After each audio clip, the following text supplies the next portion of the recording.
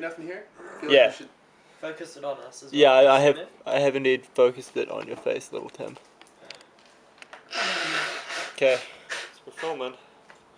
Can I come jump in? Hey. Oh, Zoe, move that butt. Little Zoe.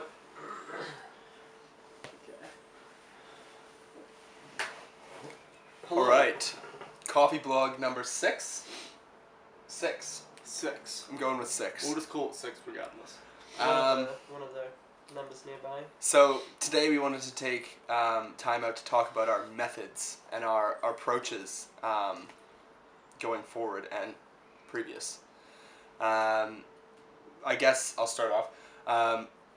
When we set out to make this documentary, it was quite a scattered approach in the beginning. We didn't really know what we wanted. We tried a bunch of things, like asking people 20 questions, and we really, for lack of a better term, had absolutely no idea what we were doing or what we wanted out of it. But I guess that approach sort of let us hammer out what we really wanted from this documentary and what we wanted to show. I mean, it kind of went from the original idea was just like filming people when they were super messed up, you know, looking at people not how they wanted to portray themselves, but how they acted when they thought no one was watching. And then we kind of went to the personal thing. We moved away from the personal thing just due to like the consent forms and like getting people's things when they're drunk is like that's illegal. And what Maggie kind of pointed out to us is that that's a bit boring. Yeah. And like, you know, everyone sees that all the time downtown. If you're in downtown and it's late at night, pretty much any night, You see messed up people. you're gonna see that, and it's not really that exciting. But what I guess we kind of decided as a group, and slightly with Maggie's help, is that it's far more exciting to see and hear about the stories that people have downtown that you're not seeing all the time. That you're not aware of. You know, Yeah. and this goes into that opening of portals between people and places. You know, Yeah. somebody could have such a different experience than somebody else in the exact same place, and they, you know, now share sort of a portal between each other. They've opened up a connection between each other, and that connection is the place. We've been spending the last few weeks sort of going around and filming people's different stories, and just the last few days we've all been out taking shots of sort of kind of abstract shots of where the places where the stories take place.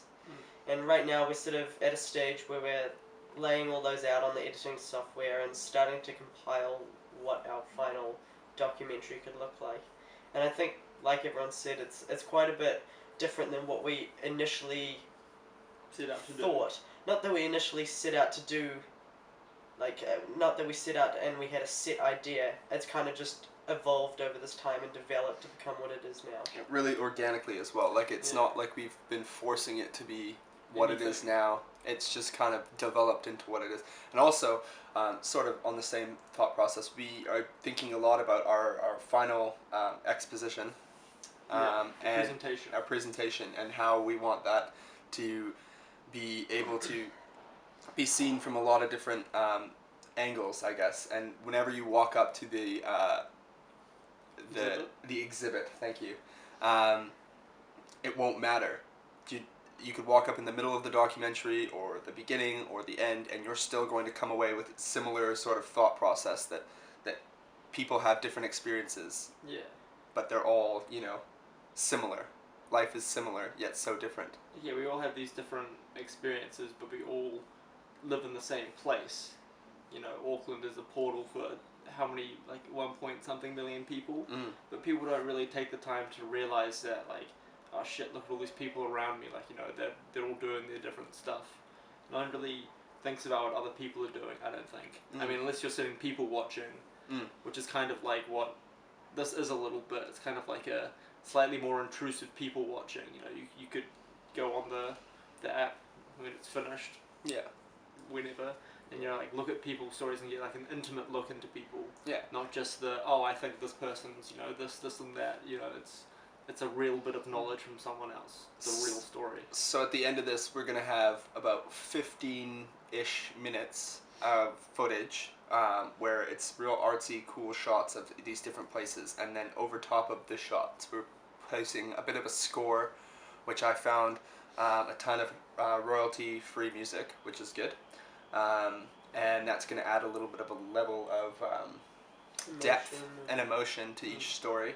And then somebody's recording of their experience, and I think that goes well with our kind of product of the faceless person, the faceless human, the experience that anyone could have had.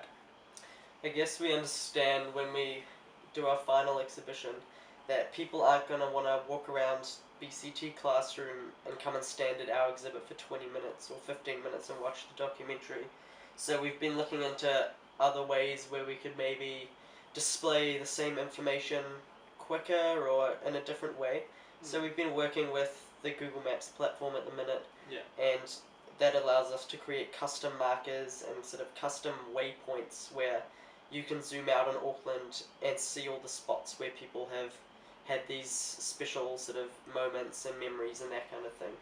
As well as that, we're also looking at making some really high polish mock-ups on Adobe XD, which is some sort of UI application, and that would just give the viewer some sort of understanding of how our app really could work.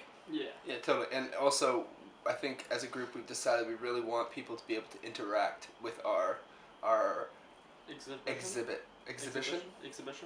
Yeah. We really want people to react and interact with it. So we want to make an experience. So we're definitely looking into different ways, and I don't think we've hammered out any specific way yet. No. But we're looking into ways on how people can leave stories behind, whether they upload to the waypoint, and that we've discussed is probably a little bit too time consuming.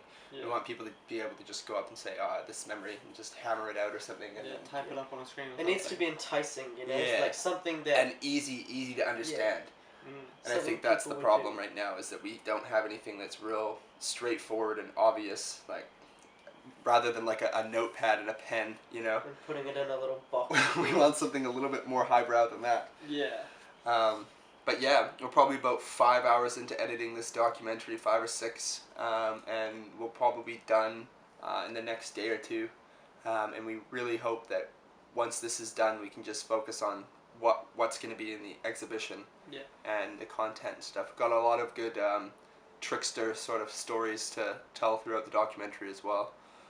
So hopefully, if we've have each person's attention for maybe 3 to 4 minutes. Hopefully there's a trickster story every 3 to 4 minutes in this documentary. Yeah. Kind of just revert it back. Little view of the things that happen, and then something can tie it together with like the overarching theme of the trickster.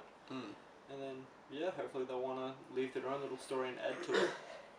The documentary is contrasted quite well. Yeah. In terms of, there's real soft stories where people wouldn't really care as much about them. It's just a normal They just everyday kind of thing. they're not so deep. It's very relatable as well. Relatable. Yeah. And then there's also Extreme. stories where you sort of take a step back and you got to think about it, and it could be funny or it could be a bit dark. Could be really sad. Yeah, it just adds an interesting contrast, and I think that's what the viewers are gonna want to see, you know. Yeah, I mean everyone wants to see the extreme. We always watch those kind of shows on TV and stuff like that. That's coffee 6. Number 6. 6.